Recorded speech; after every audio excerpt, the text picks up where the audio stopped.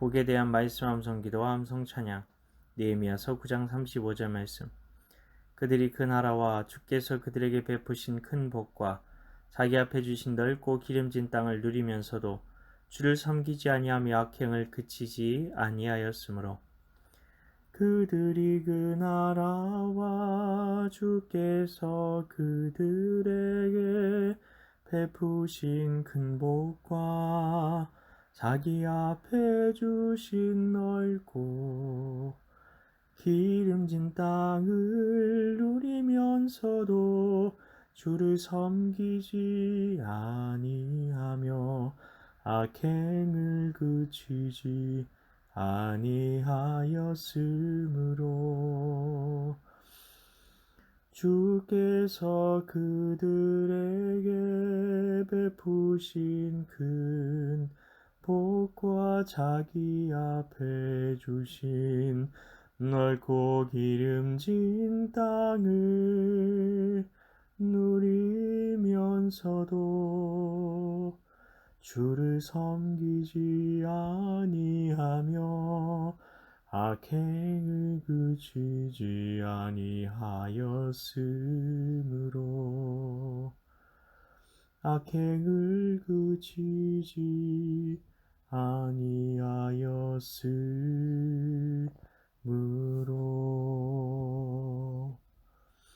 말씀 기도입니다.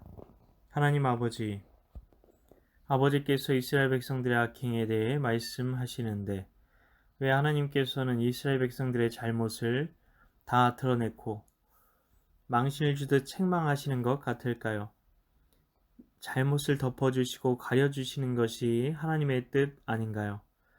그리고 복을 주셨으면 그냥 계속 두시지 말을 안 듣는다고 복을 전부 걷어가고 불행한 일을 내리시는 것 같은 뉘앙스의 이 말씀은 대체 무엇일까요? 일단 이스라엘 백성들의 복을 걷어가지 않으셨다면 어떻게 되었을까요? 그들은 자기들이 잘못 살고 있는지도 몰랐을 것입니다. 이미 그들은 영적인 판단력이 흐려진 상태였습니다. 그렇기 때문에 그들이 알아차릴 정도가 되려면 정말 완전히 망했다, 이 정도는 되어야 정신을 차릴 것이었습니다. 하나님께서는 우리에게 은혜를 주고 싶지 않을까요? 복을 주시고 싶지 않으실까요? 하나님께서는 절대 선이십니다. 절대 사랑이십니다. 하나님 앞에는 다 절대라는 말이 붙습니다. 완전하시다는 거죠. 세상에서는 찾아볼 수 없는 사랑을 가지신 분, 선함을 가지신 분이 하나님이십니다. 그런데 오죽하면 그렇게 하셨겠냐는 것입니다. 하나님의 본심은 우리에게 재앙을 주시는 것이 아닙니다. 영적으로 우리를 각성시키시기 위해서 그렇게 하신 것이라는 말입니다. 영적으로 굳이 각성되어야 하느냐 싶을 수도 있습니다. 그냥 언젠가 천국에 가면 되는 거지.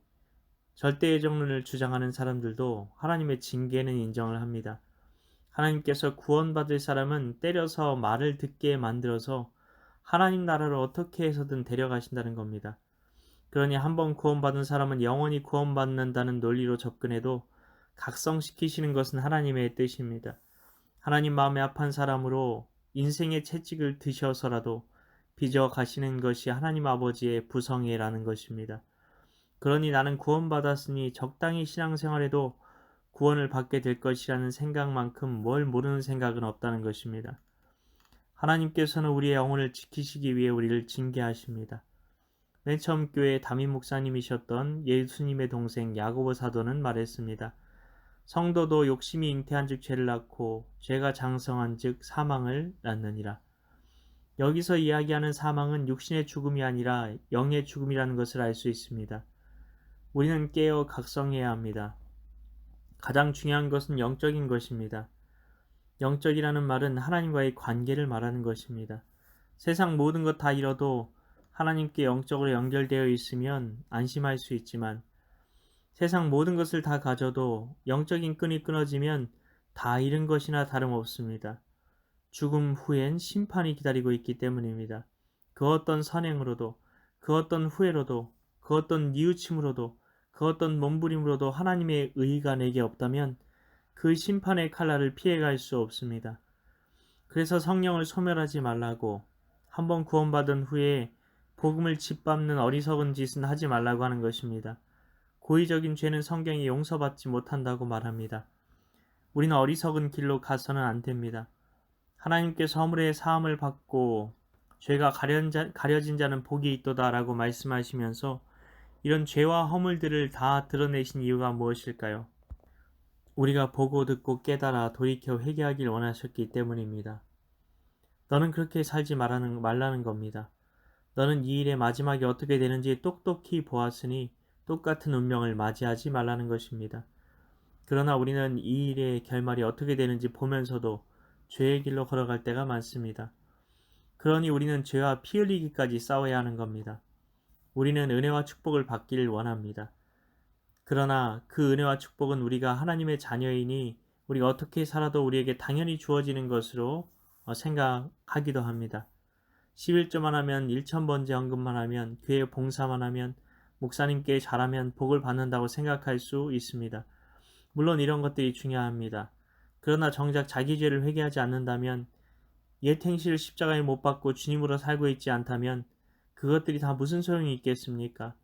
순종이 제사보다 낫다고 말씀하십니다. 하나님께 드려진 제물들을 생각해 보십시오. 정결한 짐승만 하나님께 제물로 드려질 수 있었습니다. 부정해진 제물은 하나님께 바칠 수 없었습니다. 하나님께서는 우리 자신을 하나님께 산 제물로 드리라고 하시는데 내가 죄로 인해 부정하다면 어떻게 하나님께서 우리를 받으실 수 있겠습니까? 우리에게 축복을 부어주실 수 있겠습니까? 하나님의 손에 붙드실 수 있겠습니까? 하나님의 손에 붙들린 인생이 하나님께 쓰임을 받을 수 있는데 죄로 인해 더럽고 고집스럽게 하나님의 말씀에 불순종한다면 하나님께서 어떻게 그를 하나님의 영광으로 사용하실 수 있겠습니까? 우리는 지금이라도 복을 받기에 합당한 그릇이 되게 해달라고 하나님 앞에서 통회에 자복해야 할지 모릅니다. 하나님께서는 죄가 있는 자는 말씀으로 찔림을 받게 하십니다. 그 찔림 앞에서 어찌할꼬 하고 가슴을 치며 보혈의 은혜를 간구할 때 하나님의 죄사함의 은혜가 우리에게 부어지고 하나님의 축복을 회복하게 된다는 것입니다. 하나님 아버지께서 우리를 징계하실 수밖에 없으신 이유에 대해 알게 하시니 감사드립니다. 우리를 사랑하셔서 하나님께서는 우리를 징계하십니다. 우리에게 은혜 주시고 복을 주시고 싶으셔서 인생의 채찍을 드시는 것입니다. 아버지, 저희가 죄에 대해 무지하여서 죄를 짓고도 평안하다 안전하다 나는 하나님의 축복 가운데 있다고 착각하고 있지는 않은지 돌아보게 하소서. 회개만이 우리에게 하나님께서 주시는 은혜를 회복할 수 있는 길이라는 것을 우리가 부디 깨닫고 온전히 하나님께서 기뻐하시는 회개의 삶을 살게 하소서. 이를 위해 오늘도 말씀 암송 기도와 암송 찬양 가운데 나아가오니 회개의 영을 부으셔서 아버지의 뜻대로 오늘 하루를 살아가게 하옵소서. 믿고 감사드리오며 예수님 이름으로 기도하옵나이다. 아멘.